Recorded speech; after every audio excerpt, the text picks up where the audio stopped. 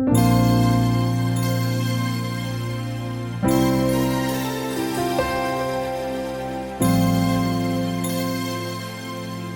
감사합니다.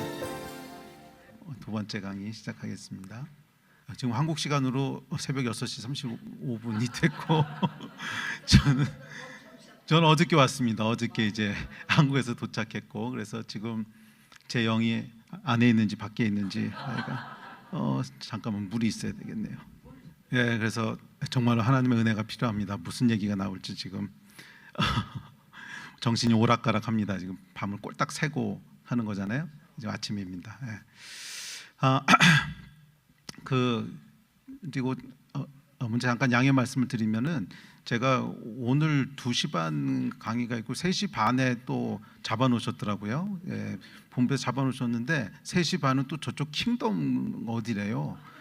그래서 뭐 순간 이동을 해야 되는 이게 3시 반에 강의가 끝나고 3시 반에 저쪽에 나타내야 되는 하여간 이런 상황입니다. 그래서 하여간 강의를 하여간 아무리 늦어도 25분에는 다 마무리를 하고, 제가 급하게 아마 나가야 될 것 같으니까 조금 양해를 부탁드립니다. 해서 이렇게 버릇없이 강의 끝나고 막 도망치는 이상한 목사가 아니라, 이거는 뭐 제가 한 게 아니고 주최 측에서 그렇게 잡아놓으셔서 제가 순간 이동을 해야 되기 때문에 그냥 끝나면은 바로 절로 튀어나가서 차를 타야 된답니다. 그래서 하여간 끝나는 대로 바로 이렇게 인사 제대로 못 드리고 그냥 후루룩 이렇게 나갈 테니까요, 좀 양해를 미리 부탁드리겠습니다. 사실 이 강의 준비하는 게 굉장히 어렵더라고요. 어려운 게, 일단 어떤 분들이 나타나실지를 이게 예측이 안 되는 거예요. 그래서 다른 분들은 뭐 전문 분야가 이렇게 있으시면 그 전문 분야, 뭐 비즈니스 선교는 비즈니스 선교, 그다음에 미디어면 미디어, 그래서 어떤 분야인지가 명확하니까 좀 쉬운데, 이건 일반 영역이래 가지고서 일반이래요, 일반. 그래서 이거를 도대체 뭘 어떻게 해야 될지가 참 어렵더라고요. 예. 그래서 한번 여쭤보겠습니다. 여기 혹시 선교사님들 계시면 좀 손 들어주시겠어요? 예, 감사합니다. 그럼 이제 목사님들 혹시 손 들어주시겠어요? 예. 그러면 반 정도가 이제 선교사님, 목사님이시고, 반 정도는 장로님, 집사님, 또 성도님들. 예, 그러면은 이 목사 선교사가 아니다 그러신 분 한번 손 들어주시겠어요? 그러니까 거의 반반씩 되시네. 이러니까 어렵더라고요. 이게 뭘 해야 될지. 주여.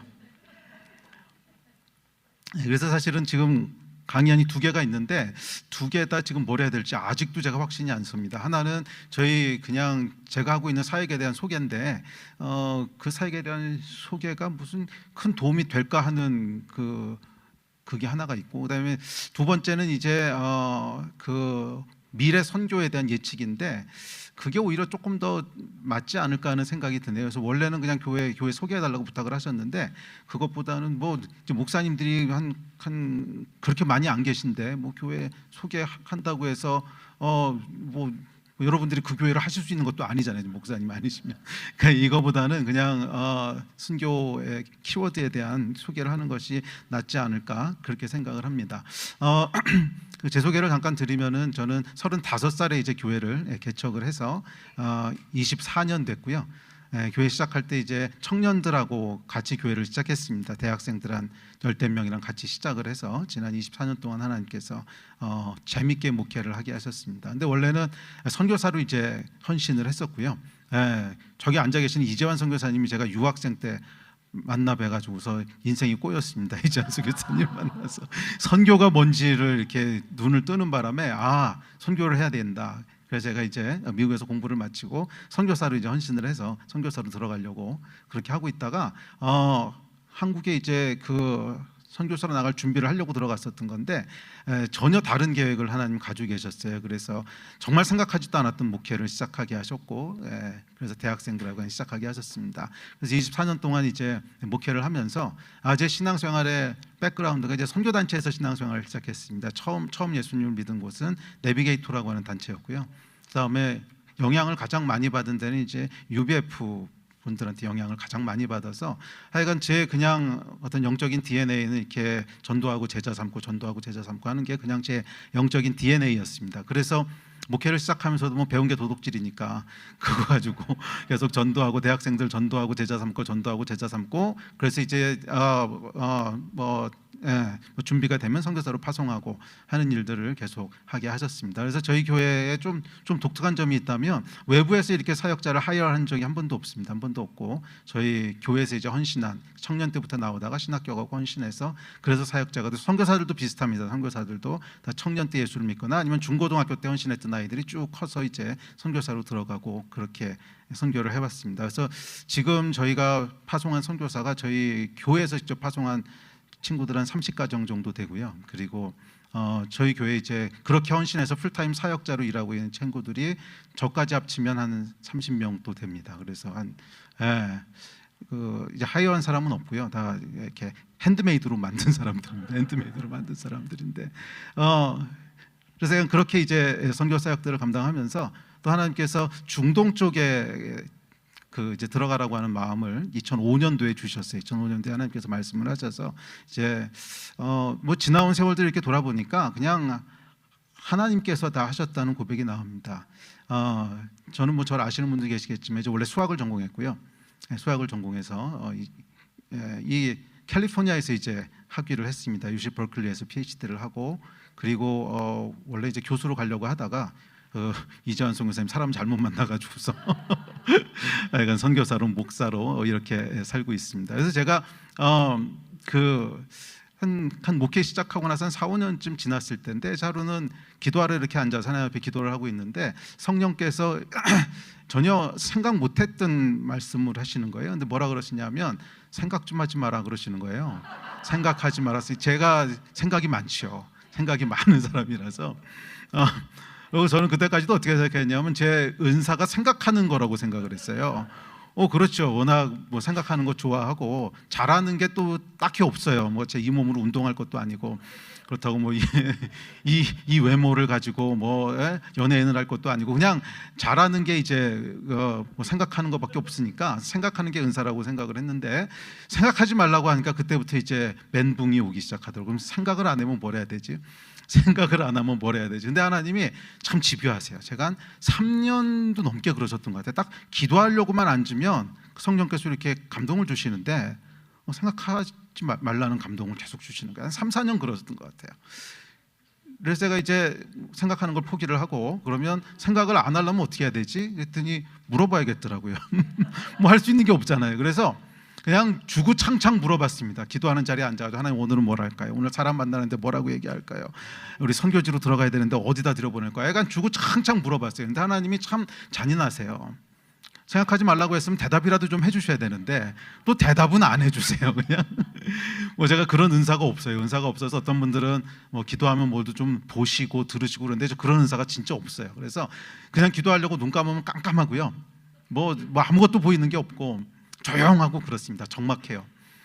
그러니까 이 대답은 안 해주시는데 뭔가 해야 되겠고 그런데 참 감사했던 게 제가 생각을 안 하고 물어보기 시작하면서 제 안에 일어났던 큰 변화가 있습니다. 그 변화가 뭐냐면 하나님 눈치를 보기 시작하는 거예요. 그러니까 뭐라든지 간에 계속 이렇게 눈치 보고 이거 해도 되는 거예요? 왜 생각하지 말라고 했으니까 이렇게 눈치 이건 해도 되는 거예요.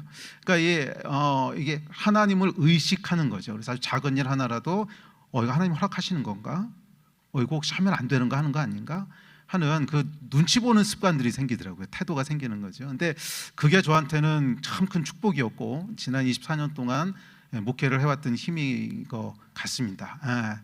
그래서 저희가 2005년도 6년도에 이제 중동으로 들어가라고 하나님 감동을 주셔서 중동으로 사람들을 그때부터 들여보내기 시작하면서 2009년이 됐을 때 하나님이 시리아에 대한 감동을 주셨어요. 이제 기도하는 다음에 시리아에 대한 감동을 주셔서 뭐 시리아는 제가 감동받은 건 아닙니다. 원래 중국으로 들어가도록 돼 있었던 선교사 가정이 한 가정이 있었는데 이 가정이 이제 기도하다 하나님이 시리아에 대한 감동을 주신다고 시리아로 가야겠다고 그렇게 헌신했어요. 제가 근데 이런 거 아주 싫어하거든요.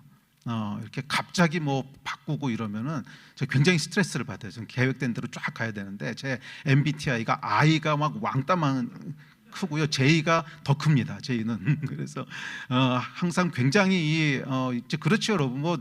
대충 생각하는 사람이 수학을 하겠습니까? 이게 생각한 대로 돼야 되는 사람이고 그게 아주 강한데, 그래서 이 갑자기 뭐 바꾸고 이런 거 아주 싫어하는데, 이 친구가 파송받기 한 2-3달밖에 안 남았었어요. 예. 그래서 원래 중국으로 파송받기로 다 준비가 돼 있었고, 중국어 전공했고, 와이프도 중국어 전공했고, 중국에서 2년 동안 살았고, 뭐 모든 준비가 다 돼 있는 사람이었는데, 갑자기 아침에 오더니 오늘 새벽에 기도하는데 시리아로 들어가라 그랬다고. 그래서 저 이런 거 엄청 싫어하는데, 근데 뭐 본인이 그렇다니까 어떡해요. 예? 그러니까 우리 강 목사님 방금 말씀하셨어요. 존중의 문화. 근데 저도 강 목사님 말씀에 정말 200% 동의하거든요. 제가 뭐 절대로 선교지 강요는 안 합니다. 왜냐하면 선교지에 들어가면 힘들거든요. 근데 힘든데 자기가 결정해서 들어왔어야지 그까지 버티지. 밀려서 들어갔다고 생각하면 버티겠습니까? 가면 막 힘들고 죽겠는데 그때 고 목사님이 날 여기로 억지로 밀어넣어가지고 뭐 이러면 이제 안 되거든요. 그러니까 하나님께서 부르셨다는 이게 있어야 거기서 버티는 거지. 그래서 제가 절대로 이제 푸시는 안 합니다. 그래서 마음은 안 들었지만 알았다고 시리아로 가라고.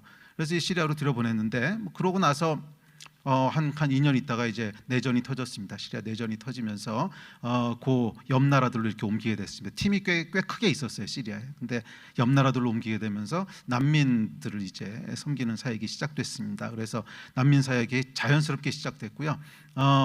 그러면서 저희가 중동에서는 정말 생각지도 못했던 열매들을 보게 됐습니다. 중동에 들어보낼 때는 열매가 나올 거라고는 생각을 안 했습니다. 예. 뭐 중동 선교에 대한 역사는 제가 익히 잘 알고 있었기 때문에 뭐 선교사들의 무덤이고, 어차피 들어가봐야 열매 안 나오는 데고, 그냥 이제 밑 빠진 독에 물 붓기고, 지난 1400년 동안 한 번도 제대로 된 열매가 나온 데가 없는 곳이고, 악명 높은 곳이 이제 중동이지 않습니까? 그래서 거기 뭐 열매 나올 리가 없고, 특별히 뭐 시리아에서 무슨 열매가 나오겠습니까? 거기는 공산주의하고 이슬람이 함께 있는 곳인데 거기서 뭐 열매가 나올 리가 없죠. 네. 그래서 뭐 기대도 안 하고 있었는데 그곳으로 넘어가면서 생각지도 못했던 열매들을 정말 많이 보게 됐습니다. 너무 쉽게 예수를 믿고요, 너무 쉽게 개종하고, 이게 난민이라고 하는 특수한 상황이 저희가 생각지도 못했던 상황들을 만들어낸 거죠. 그래서 뭐 저희가 뭐 직접 사역했던 건 아닌데 저희하고 아주 친하게 지내는 현지 교회가 있습니다. 요르단에 아주 친한 교회인데, 저희 이제 사역자들도 그곳에서 많이 돕고 사역하고 있는데, 그 한 교회가 시리아하고 이라크 난민들만 섬겨서 지난 10년 동안에 5만 명 개종자가 나왔습니다. 한 교회에서요. 한 교회에서 5만 명 개종자가 나왔어요. 이거는 뭐 저도 어디서 듣도 보도 못한 일이고, 그래서 제가 확인하러 갔었습니다. 그래서 그분을 처음으로 만나게 돼서 이제 친해진 건데, 확인하러, 이거는 직접 가서 확인해 봐야겠다. 뻥인지 아닌지 이제 봐야겠다. 그래서 가서 제가 철저하게 인터뷰하고 조사해보고 했더니 5만 명은 약간 뻥이더라고요. 그거는 이제 그 교회에서 지어낸 게 아니라 아랍 사람들의 특성이요, 그냥 숫자는 감정이에요. 그러니까 그냥 많다라는 말을 할 거면 어떤 사람은 5만 명, 어떤 사람은 2만 명, 그러니까 이 사람들에게 숫자는 그냥 감정이지 정확한 숫자가 아니에요. 그게 그냥 문화예요. 그래서 이건 믿을 숫자가 못 된다. 근데 아무리 적게 잡아도 10,000명 이상은 나왔더라고요. 아무리 적게 잡아도 10,000명 이상은. 그러니까 그것도 엄청난 숫자죠. 그래서 지금 사실은 중동에서는 지금 어마어마한 추수가 벌어졌습니다. 어마어마한 추수가 일어나고 있고, 추수가 일어나고 있는 게 아니고 지난 한 12년, 13년 지나면서 이미 추수가 끝물입니다. 끝물. 그런데도 아직 소식이 잘 전달이 안 되지요. 하여간 뭐 그런 역사들을 경험하면서 재밌게 여기까지 왔는데, 그 돌아온 역사들을 돌아보면 제가 뭘 해서 된 게 아니고 그냥 하나님 하라 그러시면 하고, 하지 말라 그러면 하지 않고, 그냥 그거 한 것밖에 없거든요. 제 생각이었으면 절대로 시리아의 사람들 안 들어보냈고요. 효율성을 따졌으면 더더군다나 그쪽으로 안 들어갔고, 근데 하나님이 가라 그랬으니까 가고, 또 존중하니까 뭐 그 친구가 이제 응답 받았다니까 가고, 뭐 그렇게 가다 보니까 여기까지 오게 됐습니다.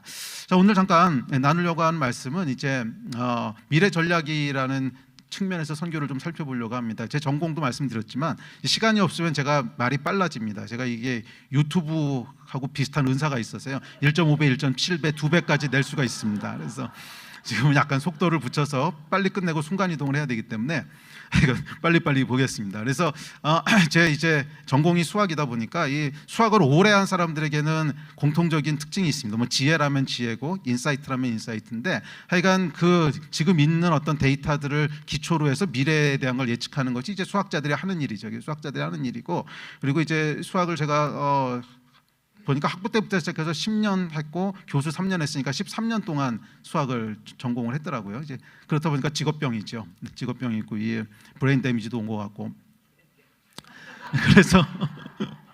그래서 약간 보면 그게 이렇게 보여요. 그러니까 어떤 숫자들이 보이고 그 숫자들을 기초로 해서 앞으로 이런 일들이 벌어지겠구나 뭐 이런 거를 보면 대충 맞더라고요. 대충 아주 뭐 디테일한 건 모르겠지만 이건 대충 맞습니다. 그래서 여러분 그 영화 중에 주라직 파크라고 하는 영화 있어요. 거기 주인공이 이제 수학자가 나오죠. 근데 그 수학자가 마치 예언자처럼 나오죠. 그래서 이거 이렇게 될 겁니다. 그럼 되고 저렇게 될 겁니다 하면 되고 이게 이제 수학한 사람들은 알아요. 무슨 말인지. 그런 이제 한 10년 하게 되면 이 좀 하여간 뭐 직업병에서 오는 그런 게 있습니다. 그래서 이 선교계에서도 제가 사실은 그 목회를 하면서도 선교사에 대한 미련이 늘 남아 있었어요. 실제 목회하고 선교의 비중을 보면 한 7대3 정도로 한 것 같아요. 주로 이제 선교 쪽에 더 마음을 많이 가니까 연구를 해도 그쪽을 하고 알아봐도 그쪽을 알아보고 그리고 목회는 집사람이 다 했어요. 집사람이 다 하고 저는 설교만 하고 뭐 그렇게 했는데 하여간 그렇게 해서 지난 24년 동안 제가 쭉 지내오면서 이렇게 볼 수 있었던 어떤 시대적인 키워드들을 이렇게 짧게 살펴보면서 미래를 좀 대비했으면 좋겠습니다. 왜냐하면 하여간 미래가 중요하잖아요. 지금 우리가 준비하지 않으면 미래는 없는 거잖아요.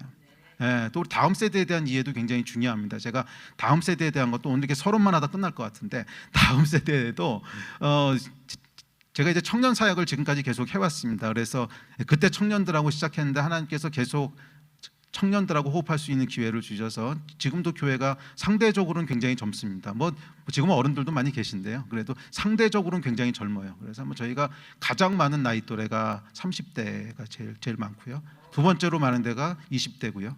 그 다음이 40대고, 그 다음이 이제 50대 이상은 요즘은 좀 오세요. 근데 한동안은 별로 많이 안 계셨는데, 약간 20, 30대가 이제 20, 40대가 가장 많습니다.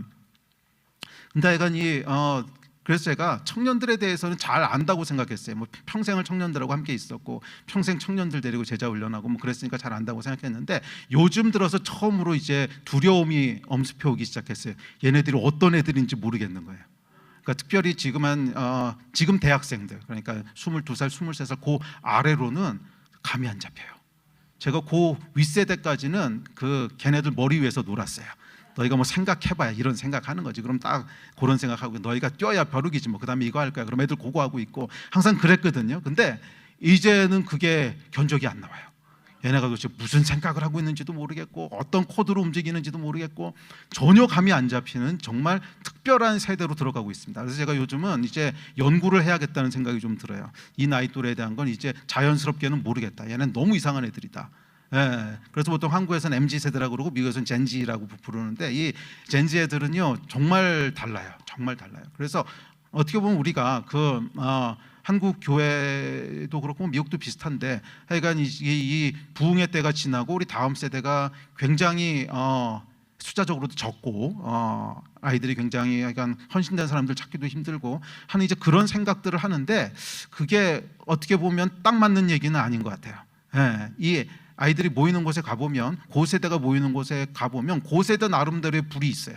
고세대 나름대로의 불이 있고 그 가운데도 여전히 선교 헌신하는 친구들 많이 있고요. 저희가 재작년에 이제 선교 집회를 한번 하면서 한 청년들 2,000명 정도 모여서 선교 집회를 했는데 거기서 다 고나이 또래였어요. 근데 선교사로 평생 선교사로 갈 사람 나오라니까 400명 나오더라고요. 그러니까 이게 불이 없는 게 아니에요. 불이 없는 게 아니고 나름대로 헌신들을 해요. 그런데 걔네들이 어디에 반응하는지를 우리가 모르는 거예요. 모르는 거고 그래서 얘네들을 어떻게 도와야 될지에 대한 감각도 없는 거고 그래서 저희의 기준만 가지고 보면 얘네들이 이상한 애들이고 저희의 기준만 가지고 보면 얘네들 불도 없는 것 같고 저희의 기준만 가지고 보면 헌신도 없는 것 같고 그래서 한국교회의 미래가 어둡다 이렇게 보이는데 꼭 그런 건 아닌 것 같아요. 꼭 그런 건 아닌 것 같고 저희가 못 보는 뭔가가 있는 것 같아요. 저희가 못 보는 뭔가가 있는 것 같고 그래서 약간 이 다음 세대에 대해서 여러분 정말 기도하셔야 됩니다. 우리 자녀 세대 아닙니까? 뭐 예를 들어서 예를 한 가지만 말씀드리면 지금 20대부터 10대에 있는 여학생들은요 남자 목사님 얘기는 안 듣습니다. 이게 적어도 한국에선 그래요. 페미니즘의 영향이 그냥 한두 명에게 있는 것이 아니고 하나의 문화를 형성해 버렸기 때문에, 그러니까 지금 한국에서는 남자들하고 여자 남녀 갈등이 엄청나거든요. 그래가지고 결혼도 잘 안 하고 막 이러는 건데, 그 남녀 갈등이 20대 중반 30대 넘어가면 없어요. 없는데 20대 초반부터 10대까지는 상상할 수 없이 세요. 그래서 그리고 이 페미니즘에서 여러분 메인 빌런이 누군지 아십니까? 페미니즘에서 가장 페미니즘이 그 혐오하는, 그래서 이런 남성 중심의 여성 차별의 문화를 만들어낸 원수가 누구냐면 유대 기독교 남자 목사예요. 그러니까 목사가 얘네들한테는 메인 빌런으로 인식돼 있단 말이에요. 그러니까 그런 문화 가운데 자란 아이들이 설령 교회는 나온다고 할지라도 그 목사의 메시지가 쉽게 들릴 리가 없잖아요. 당연히 쉽게 들릴 리가 없습니다. 그러니까 이런 아이들을 우리가 지금 만나야 되는 때란 말이에요. 그래서 제가 저희 교회에서는 또 제 주변에서는 굉장히 강조하는 게, 지금은 여성 리더십이 일어서야 되는데 특별히 여성 스피커들이 일어나야 된다고. 여성 스피커들이 일어나야 얘들이 그 말을 듣지, 남성 스피커는 그냥 문화적으로 블락을 시켜버렸어요. 문화적으로 블락을 시켜서 귀에 아예 안 들어가요.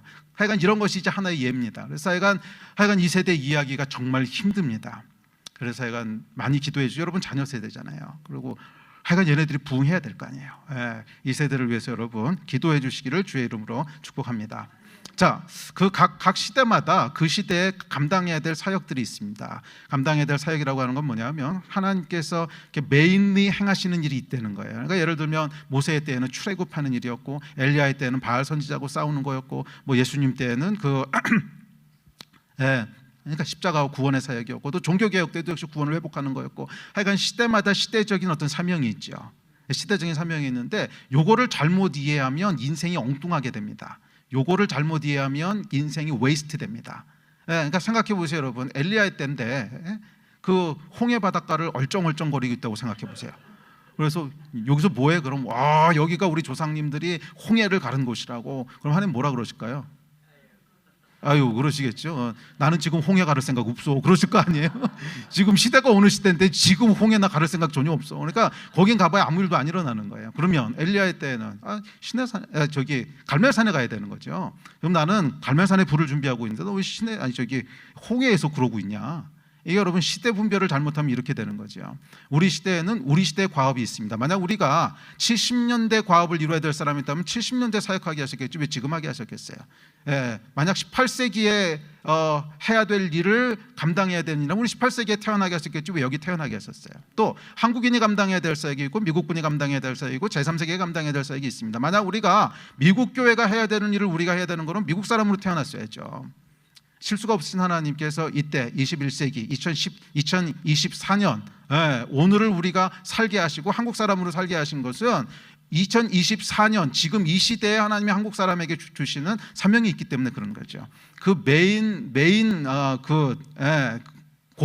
그게 뭔지를 잘 이해하지 않으면 사실 우리는 인생을 낭비하게 됩니다. 열심히는 사는데 별로 열매가 없는 거죠. 열심히는 사는데 열매라고 하는 것이 꼭 눈에 보이는 숫자를 얘기하는 건 아닙니다. 그러나 하나님께서 주시는 사명을 완수하지 못하게 되겠죠. 그래서 시대를 이해하는 것은 참 중요합니다. 자, 그래서 시대적인 키워드들을 시간이 많지 않으니까 10분 동안 제가 후루룩 설명을 드리고, 궁금하신 분들은 그 이따만한 책 여기서 나눠준 거 있죠. 이따만한 책. 그걸 제가 한국에 지금 어떻게 가져가야 되는지 난감한데, 하여간 이따만한 책에 보면 강의안이 이렇게 있습니다. 그래서 참고하시면 되겠습니다. 자, 하여간 이 시대를 이해하려면 몇 가지를 봐야 되는데, 특별히 선교적인 관점에서 볼 때는 선교지의 변화가 있고 미디어의 변화가 있고 파송국의 변화가 있습니다. 자, 선교지의 변화, 그러니까 이 선교가 이제 어려운 이유가 뭐냐면 계속 바뀌는 거예요. 그러니까 신학이라고 하는 것은 500년 전 신학이나 1000년 전 신학이나 바뀌는 게 아니죠. 하나님에 대한 거기 때문에. 그리고 500년 전에 우리 믿음의 선배들이 했던 이야기도 오늘날 우리에게 굉장한 도전이 되고 도움이 됩니다. 그런데 선교는 그렇지가 않아요. 선교는 대상이 계속 바뀌고 있기 때문에 이걸 놓치는 순간 이상한 일을 하게 됩니다. 이걸 놓치는 순간 이상한 일을 하게 돼요. 굉장히 안 맞는 일을 하게 돼요. 그러니까 예를 들어서 오늘날 혹시 중국 선교사님 여기 계신가요? 안 계시면 맘 놓고 얘기해도 되겠고요. 그러니까 오늘날 이제 중국에 교회 개척하겠다고 들어가시는 선교사님들이 계시더라고요. 제가요, 이렇게 한숨이 나와요. 아이고 주여. 그거 들어가면 이제 문제 많이 생깁니다. 왜냐하면 중국 현지 교회들이 이미 얼마나 부흥해가지고서 거기서 뭐 지하교회도 있고 삼자교회도 있고 열심히 전도하고 있는데 그렇죠. 근데 외국인이 들어가가지고 교회 개척하겠다 그러면 웃습니다. 웃고 방해하지 말고 나가라 그래요. 예, 지금은 뭐 중국 선교사님들이 필요하지만 필요한 영역들이 따로 있는 거죠. 뭐 신학교육이라든지 선교훈련이라든지 뭐 이런 게 조금 필요할까. 근데 시대를 잘못 읽으면 뭐 지금 중국 들어가서 교회 개척하겠다는 얘기하고 뭐 이딴 얘기들이 나오는 거죠. 그렇게 하면 안 되는 거죠.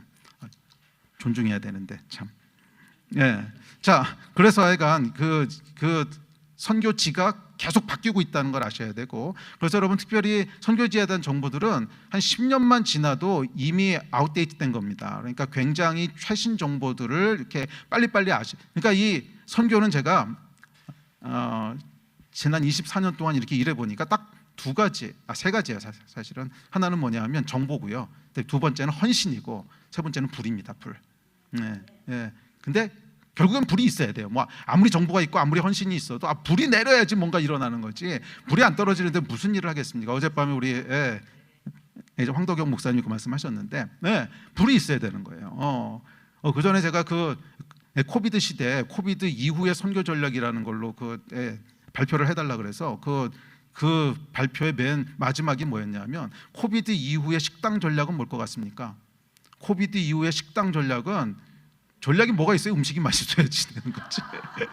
뭐 음식이 맛있어야지 장사가 되는 거지. 식당 전략이 어디 있습니까? 코비드 이후건 뭐고 간에 하여간 음식이 맛있어야 되듯이 선교 전략이 뭐가 있겠습니까? 코비드가 있든 뭐가 있든지 간에 불이 내려야지 선교 전략이 있는 거지. 불이 안 내렸는데 무슨 선교가 어떻게 일어나겠습니까? 예, 선교의 시작도 성령께서 강림하시면서 시작된 것이고 선교의 끝도 결국 성령께서 행하시는 일이라고 믿습니다. 그래서 사실은 전략이라고 하는 건 어떻게 이해해야 되냐면, 전략 무용론자는 아닙니다. 제가 전략 무용론자는 아닌데, 전략은 어떻게 이해해야 되냐면 성령이 임하시는 걸 반대하는 걸 제거하는 거예요. 방해하는 거를. 사실은 성령께서 임하시면 돼요. 안 되는 거 없습니다. 그냥 돼요. 그런데 그걸 자꾸 인간이 방해하고 있거든요. 그러니까 요 방해하는 것들을 제거하는 게 전략이지요. 방해하는 것들을 제거하는 게 전략이죠. 그러니까 예를 들면은 아까도 말씀드렸지만, 아니 지금 성령의 불이 갈멜산에 떨어져야 되는데 홍해가에 계속 가 있는다든지 이런 불이 임하겠습니까? 그러면은 불이 임하려면 갈멜산에 누군가 가야 불이 임할 거 아니에요. 그러니까 성령께서 내리시지 못하도록 하는 것들을 제거하는 게 전략이라고 생각하시면 아마 정확한 이해일 겁니다. 그래서 전략은 안 되는 걸 되게 하는 게 전략이 아니고요, 되는 걸 안 되도록 자꾸 방해하는 걸 빼버리는 게 전략이고, 되는 건 성령께서 일하셔야 되는 겁니다.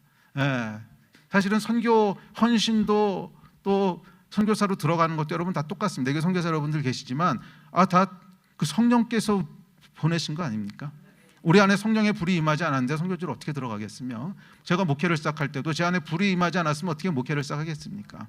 이 불의 가장 큰 특징은 뭐냐 하면, 성령의 불의 가장 중요한 특징은 주를 위해 살고 싶어지는 거거든요. 그래서 제가 대학교 2학년 때 이제 성령을 받았는데, 성령 받고 나서 제 안에 진짜 이상한 변화가 일어났는데, 예수 이름만 들으면 눈물이 나는 거예요. 예수 그럼 눈물이 나고, 난 주를 위해 살 거야. 난 주의 나라를 위해서 살 거야. 근데 분명히 일주일 전까지는 안 그랬거든요. 전혀 다르게 살겠다 그러던 사람이 왜 일주일 만에 갑자기 주를 위해 살겠다고 됐는가? 저는 이제 수학 전공자잖아요. 그러니까 모든 거를 다 리즈닝을 해야 되는 사람이에요. 다 리즈닝을 해야 되는 사람인데, 그래서 계속 판 거예요. 도대체 내 안에 무슨 변화가 일어났지? 왜 이렇게 됐지? 왜 이렇게 됐지? 왜 이렇게 됐지? 근데요, 끝까지 설명이 안 되더라고. 끝까지 설명이 안 돼요. 그래서 제가 그 설명을 언제 할 수 있게 됐냐면 2020년에야 비로소 답을 찾았어요. 거의 한 30년, 40년 만에. 그래서 쓴 책이 이제 카이로스라고 하는 책이었는데, 그래서 감사하게도 그 책이 2021년도에 나와서 한국 크리스천 서적 중에 제일 많이 팔렸대요. 그래서 감사했는데, 하여간 그 성령이 임하시면 가장 먼저 일어나는 변화가 뭐냐면, 알 수 없는 갈망이 생기는데, 그 열정이 뭐냐면 주를 위해 살 거야. 이게 왜 그런지는 설명이 안 돼요. 근데 성령 받으면 다 똑같이 나타나요. 그냥 주를 위해 살고 싶어. 너무 하나님이 좋아. 너무 감사해. 그러니까 여러분, 이게 임해야 그 다음에 뭐 주를 위해 살겠다는 사람들이 나오는 거지. 성령이 임하지 않았는데 어떻게 주를 위해 살겠다는 사람이 나오겠습니까? 주를 위해 살겠다는 사람이 나오려면 하여간 성령께서 임하셔야죠.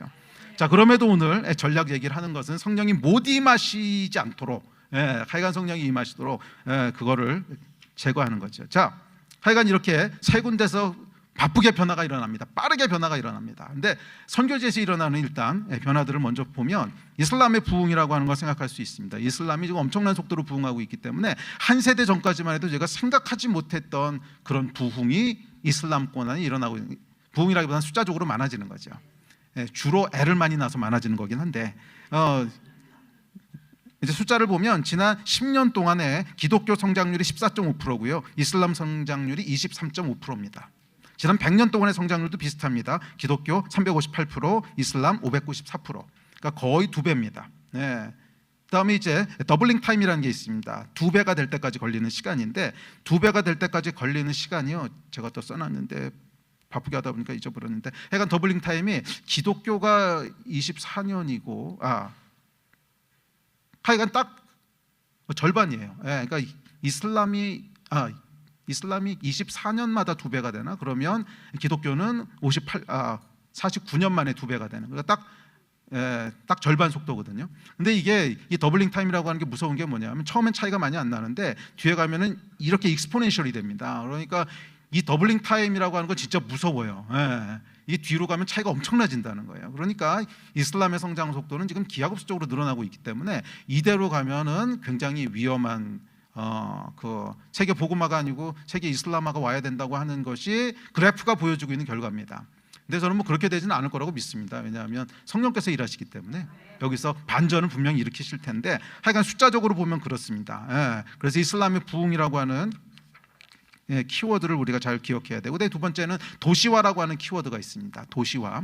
그래서 이 사람들이 점점 도시에 많이 모여 살기 시작한다는 거예요. 그래서 과거에는 농촌에 사는 인구가 훨씬 많았고 도시에 사는 인구가 소수였는데 이게 이 2010년을 기점으로 처음으로 전 세계에서 도시화의 비율이 50%를 넘어섭니다. 그러니까 전 세계 인구의 절반 이상이 이제 도시에 살게 된다는 거고요.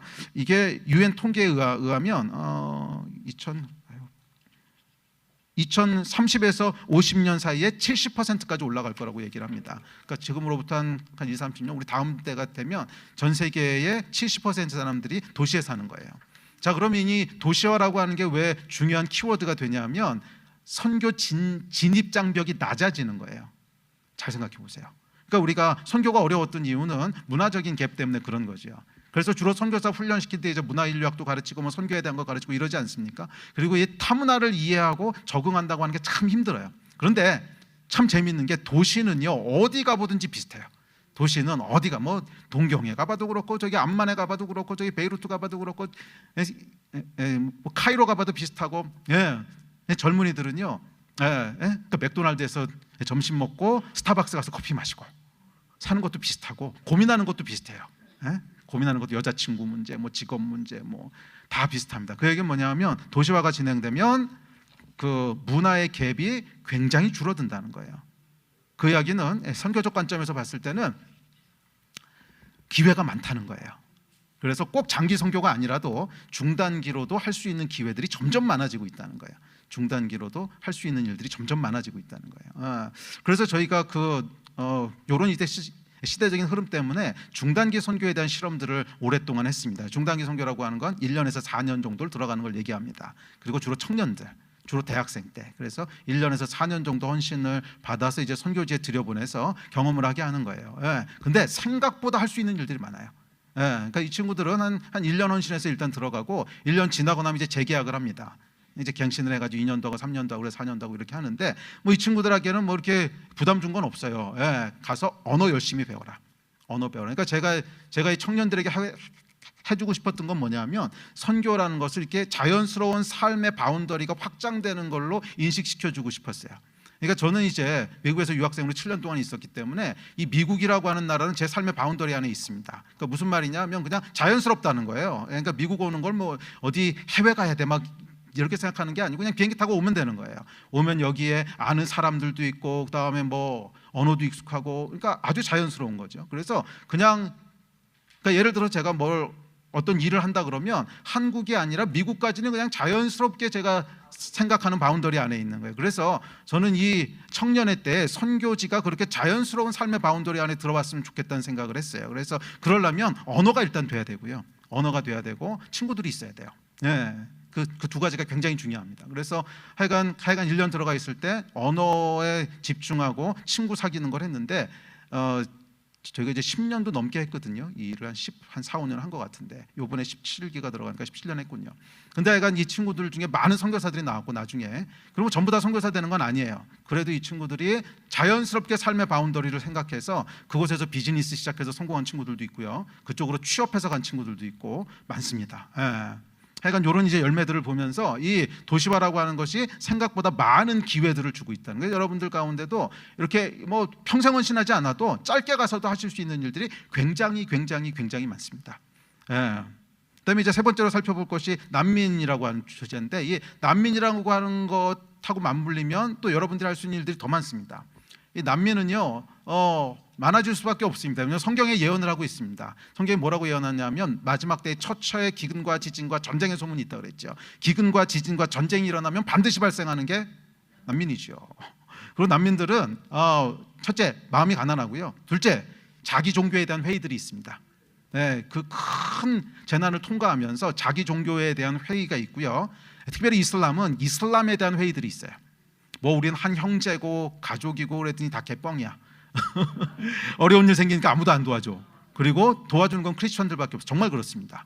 그 시리아 난민들은 왜 그렇게 집단계 좀 가까운 수준 그 일들이 일어나냐 하면 이슬람에 대한 회의에서부터 시작돼요. 너무 우린 가족이고 뭐 어쩌고 저쩌고 얘기했는데 실제 어려운 일 생기고 나니까 다 와서 사진 한번 찍고 다 가버리고 끝까지 지난 10년 동안 꾸준히 도와주는 사람들은 크리스천들밖에 없어요. 그러면서 이제 많은 이제 열매들이 나오게 되죠. 그리고 이제 코비드 이후에 여러분들이 꼭 기억하셔야 될 것 중에 하나가 코비드 이후가 어떻게 되겠습니까? 또 거기에 대한 걸 많이들 물어보시는데 저한테도 코비드 때 연락이 많이 왔습니다. 제가 왜냐하면 수학 전공하다 보니까 이제 뭐 그것들을 여러분들이 물어보셨는데 코비드 이후에 물론 여러 가지 변화들이 있을 겁니다. 여러 가지 변화들이 있는데 비대면 사회라고 하는 거에 많이 집중하시는데 맞아요. 그것도 일어날 거예요. 근데 그것보다 훨씬 더 중요한 게 전쟁입니다. 코비드 때 뭐가 일어났냐면 돈을 찍어냈죠. 또 이 그 여행이 제한됐죠. 그러니까 그게 뭐냐면 그러니까 세계 경제가 동맥경화에 걸린 거죠. 쉽게 하면 피가 안 도는 거죠. 피가 안 돌아요. 돈이 돌아야 사실은 거기서 경제가 일어나는데 돈이 안 돌기 시작한 것이고 그런데 돈은 막 찍어내고 그러니까 이거는 코비드 끝나고 나면 두 개 중에 하나입니다. 이 충격이 갑자기 오든지 천천히 오든지 둘 중 하나지 충격이 없다는 솔루션은 없어요. 그리고 이게 오면 올수록 경제 위기가 오면 반드시 따라오는 게 뭐죠? 전쟁입니다.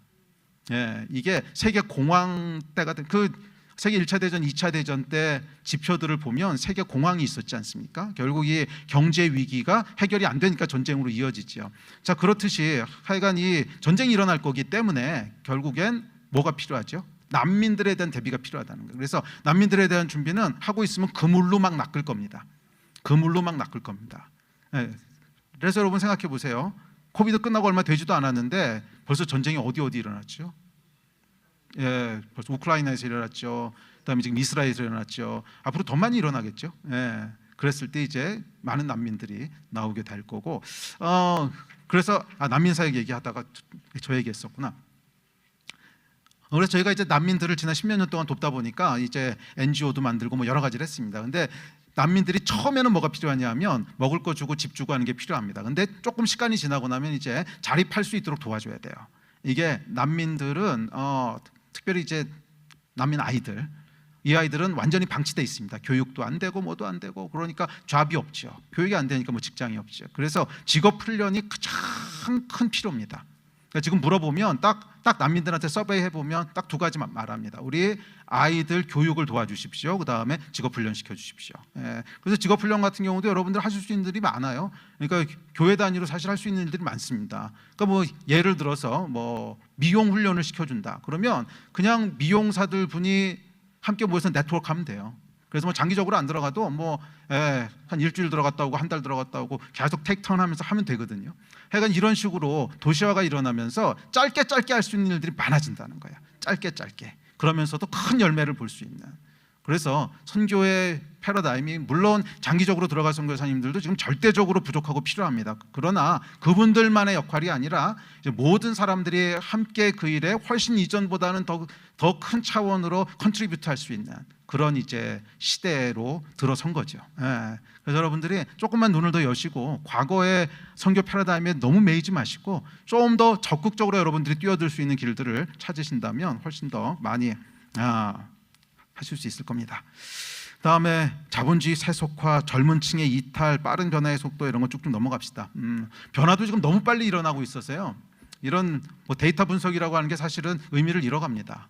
그러니까 이게 변화의 속도가 검증의 속도를 따라 먹어버렸거든요.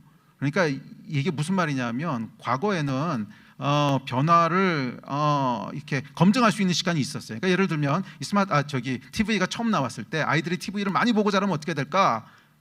시간 지나봐야 하는 거죠. 그 아이들이 컸어요. 커서 조사를 해봤더니 TV를 너무 많이 보면 뇌에 데미지가 있구나. 뭐 이런 걸 알고 그 다음에 그런 거를 반영해가지고서 이제 하지요. 그런데 지금 문제가 뭐냐면 스마트폰을 보고 자라면 아들이 어떻게 될까? 커봐야 아는데 커보면 스마트폰을 안 쓸 거라는 거예요. 딴 거 쓰고 있지. 그러니까 이게 검증할 수 있는 시간이 없는 거예요. 변화가 너무 빨리 일어나니까 검증할 수 있는 시간이 없어요. 그래서 사실은 검증과 전략이라고 하는 것이 큰 위기를 맞고 있습니다. 그래서 이때 진짜 필요한 게 여러분 뭘까요?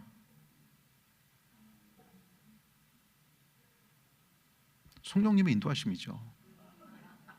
성령님의 인도하심 말고 뭐가 있겠습니까? 이거를 데이터로 어떻게 따라잡겠어요? 저희가 사실 시리아로 들어갔을 때도 그냥 성령께서 들어가라 그러셔서 들어간 거지. 근데 저희는 정말 라이트 타이밍에 들어간 거예요. 정말 라이트 타이밍이었던 게 들어가서 한 2, 3년 정도 있다 내전이 터졌거든요. 근데 그 2, 3년 동안 정착하고 말 배우고 하는 거 완벽하게 해놨어요. 그리고 요이 땅 하고 내전이 터지니까 정말 이렇게 그물로 고기를 낚았습니다. 근데 내전 땅 터지고 난 다음에 그때 헌신해서 들어왔던 팀들은요 그렇게 많이 못했어요. 왜? 들어와서 그때 배우고 언어 배우고 정착하고 그러고 이제 고기 잡으려고 보니까 보다 또 내려갔죠. 이게 이제 미리 대처할 수 있는 게 필요한데 이 미리 대처한다고 하는 것은 정말 성령님의 인도하심이죠. 그거 말고 어떻게 하겠습니까? 그래서 정말 하나님 앞에 이전보다 더 무릎 꿇고 더 겸손하게 인간의 지혜로는 안 됩니다. 주님, 주께서 일해 주십시오. 그렇게 순전하게 따라갈 때 주님께서 일하실 줄 믿습니다. 자, 그 다음에 매체들도 바뀌고 있습니다. 매체들 중에서 이제 다 할 수는 없으니까 그 두꺼운 이따만한 책에 전부 있어요. 교통통신의 비약적 발달과 비대면 사회로의 전환, 이것도 큰 선교적인 기회가 있는데 교통통신이 발달하고 비대면 사회가 활성화되면서 비거주 선교도 이전하고는 비교할 수 없는 차원으로 많아집니다. 그래서 비거주하면서 할 수 있는 일들이 많아진다는 거예요. 자, 이런 것도 기억하시고 지식 접근의 용이성, 하는 건 요즘 아마 여러분들이 피부로 체감하고 계실 텐데 챗GPT 나오고 AI 나오고 그러면서 이제는 사서삼경 외우고 뭐 많은 정보를 알고 있는 것이 별로 의미가 없습니다. 여러분들 아무리 많은 정보를 아셔도요 구글보다 많이 아는 사람 없고요. 그러니까 그거 가지고는 이제 할 수 있는 때가 아니고 더 창의적인 일들을 시도해야 될 때거든요. 저는 선교적으로도 좀 비슷하다고 믿습니다. 창의적인 일들이 지금 필요한 때인데 그래서 어떻게 보면 이 과거의 틀 속에 너무 가두려고 하지 말고 창의적인 일들을 많이 할 수 있도록 룸들을 좀 줘야 되는 것 같아요. 특별히 우리 젊은 세대들에게는 우리의 잣대를 가지고 이거 선교 그렇게 하면 안 돼가 아니라 그래 어디 한번 해봐. 그리고 좀 보호해주고 망했을 때 데려다가 그렇게 하는 거 아니야 이렇게 가르쳐주고 그런 지혜가 좀 필요한 것 같아요. 그래서 그렇게 창의적으로 하다 보면 한 10명 중에 1명 정도는 또 뭔가 돌파가 나오거든요. 그게 어떻게 보면 우리가 다음 스텝으로 나가야 될 길을 열어주는 걸 수도 있고 그래서 이런 창의적인 일들이 계속 벌어질 수 있도록 특별히 젊은이들을 많이 좀 이렇게 지지해 줘야 될 것 같아요. 예. 조금 엄한 짓 같고 말도 안 되는 짓 같고 지금 뭐 하는 거냐 이럴 때라도 그냥 좀 기다려주고 지지해주고. 네. 저희도 그 교회에서 처음에 선교지에다가 이제 비즈니스를 하겠다고. 그래서 하겠으면 어디 그 창업 계획서를 한번 써서 보자. 그래가지고 써왔는데요. 제가 보고는 그냥 웃었어요. 너무 어설프고 이거 가지고 창업하겠다니 정말 용감하다. 이거는 한국에서도 이렇게 하면 실패하는데 선교지에서 무슨 수로 이거를 성공하겠다고, 이게 뭐 대학 갓 졸업한 애가 써온 거니까 뭐 진짜 형편 없었어요. 그래서 이거를 그냥 비웃을까 하다가 그러면 안 되죠. 존중. 예. 이제 불러가지고 애간 격려해주고, 그래 내가 1호 투자자가 돼줄게. 그리고 제가 제 사비 200만 원을 꺼내서 이렇게 주면서 자 이거 가지고 한번 해봐라. 그러고 이제 시작을 하고 그 10년을 지나는데요. 지금 이집트에서요 엄청나게 대박치고 있는 거 아십니까? 엄청나게 대박치고, 지난달에는 매출만 5천만 원 나왔다고 좋아하던데, 이집트에서 5천만 원이면 큰 돈이거든요. 예. 예. 그리고 요즘은 거기가 이제 그 K 뷰티로 해가지고서 이 미용 샵을 했는데, 요즘 뭐 사우디 공주, 그다음에 셀럽들 뭐 이런 사람들 위주로 지금 장사를 합니다. 그래서 잘 돼요. 근데 한 10몇 년 걸렸어요. 그리고 중간에 3번 말아먹었어요. 회사 3번 말아먹었고, 하지만 계속 믿고 지지하고 기회를 주면요 그 중에 몇 명 나오거든요. 예, 그리고 거기서 새로운 일들이 벌어집니다. 그래서 이 친구들이 이제는 자기 비즈니스만 하는 게 아니고 후배들 데려다가 이렇게 런칭을 해줘요. 그러니까 너 뭐 하고 싶냐? 그럼 난 이런 비즈니스 하고 싶습니다. 그러면 후원도 해주고 거기서 가이드도 해주고 뭐 이제 뭐 그런 데서부터 이제 길이 나는 거죠. 자, 다음에 이제 파송국의 변화. 시간이 다 됐는데 요것만 하고 저는 이제 가겠습니다. 파송국의 변화는 제일 중요한 거는 한국의 위상인 것 같아요. 사실은 여러분 요번에도 계속 나오고 있는 얘기 중에 하나가 남반구 선교에 대한 얘기지 않습니까? 네, 근데 꼭 남반구 선교라기보다는 비서구 운동에 대한 얘기죠. 비서구 운동에 대한 얘기인데, 지금은 그 서구권에서는 이제 비서구 지역으로 선교 중심축이 이동하고 있죠. 선교 중심축이 이동하고 있는데 거기서 사실은 미국과 영국 이후에 유일하게 선교적인 유업과 자산을 갖고 있는 곳은 한국교회거든요. 그렇죠. 이런 한국교회 같은 선교 자산이 있는 국가는 없습니다. 사람이 자산이잖아요. 사람이 자산인데 한국교회 같이 2만 8천 명 은퇴하신 분까지 치면 그보다 훨씬 더 많은 이런 자산을 갖고 있는 곳은 없고요. 근데 하고는 싶어해요.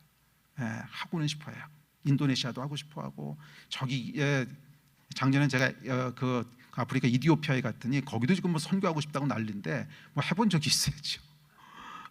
중국은 말할 것도 없고, 뭐 중국은 이미 어느 정도 궤도에 올랐었고 이미. 하여간 이런 나라들이요 질비합니다. 그리고 다들 뭐라 그러냐면 한국 선교사한테 도와달라는 거예요. 왜? 미국이랑 일하기 싫고. 이게 친미 국가들이 아니거든요. 친미 국가들이 아니다 보니까 미국이랑 일하기는 좀 껄끄러운 거예요. 일단 중국만 해도 이제 친미 국가가 아니지 않습니까? 그러니까 미국이랑 일하기가 껄끄러운 거죠. 그런데 한국은요 편해요. 만만하잖아요. 한국은 위협이 안 돼. 그러니까 중국 입장에서 봤을 때 위협이 안 되는 나라, 이거 많은 나라 뭐 이까짓 거 뭐. 그러니까 감사하게도요 아무런 경계가 없어요. 경계심이 없고 그냥 와서 도와달래요. 하여간 그래서 지금은 한국 선교가 새로운 차원으로 이렇게 업그레이드돼야 될 텐데, 이전에 사병 마인드가 아니고 장교 마인드를 가져야 될 때입니다. 그래서 내가 직접 전쟁하는 것이 아니라 이들로 전쟁할 수 있도록, 이들이 전쟁할 수 있도록 도와주는, 그리로 업그레이드가 돼야 되는 장교 마인드를 가져야 되는 그런 시대로 들어서고 있다고 믿습니다. 그래서 한국에게 하나님께서 한 번 더 기회를 주신다고 믿습니다. 한 번 더 기회를 주시는데, 이전에는 우리가 미국과 영국과 미국으로부터 배워서 자녀의 입장에서 이 일들을 해가는 때였다면, 지금은 더 성숙한 어머니 아버지의 입장에서 우리를 뒤따라오는 제3국가들이 어떻게 하면 실수하지 않고 실패하지 않고 선교할 수 있을지를 도와줄 수 있는, 그래서 정말 어머니 같은 마음으로 정말 아버지 같은 마음으로 이들을 축복하고 서포트한다면 아마 하나님께서 한국교회를 한 번 더 영광스럽게 사용하시지 않을까. 그리고 지금은 이제 월드 크리스천이라고 해서 어디든지 교회들이 있거든요. 그래서 지역 교회들과 함께 일하면서 그 교회들을 임파워링 해주고, 거기가 사역할 수 있도록 해주고, 거기서 또 다시 선교 운동이 일어날 수 있도록 해주고, 이거 한국 선교사들이 하셔야 될 일이고 할 수 있는 일이라고 믿습니다. 그래서 아마 그것이 지금 우리 앞에 놓여 있는 가장 큰 과제인 것 같아요. 그래서 어느 곳에 가든지 간에 한국 선교사님들 너무 좋아하고, 그리고 그 선교 운동 도와달라 그러고, 한국처럼 선교한 데가 어딨냐 그러고, 제가 정말 많은 나라에서 웰컴을 받았거든요. 도와달라고. 하여간 그런 시대입니다. 그래서 한국 선교사님들이 한 번만 더 아이덴티티를 이렇게 바꾸셔서 업그레이드 하시면 이전과는 또 다른 기회들을, 훨씬 더 큰 기회들을 누릴 수 있게 될 거라고 믿습니다.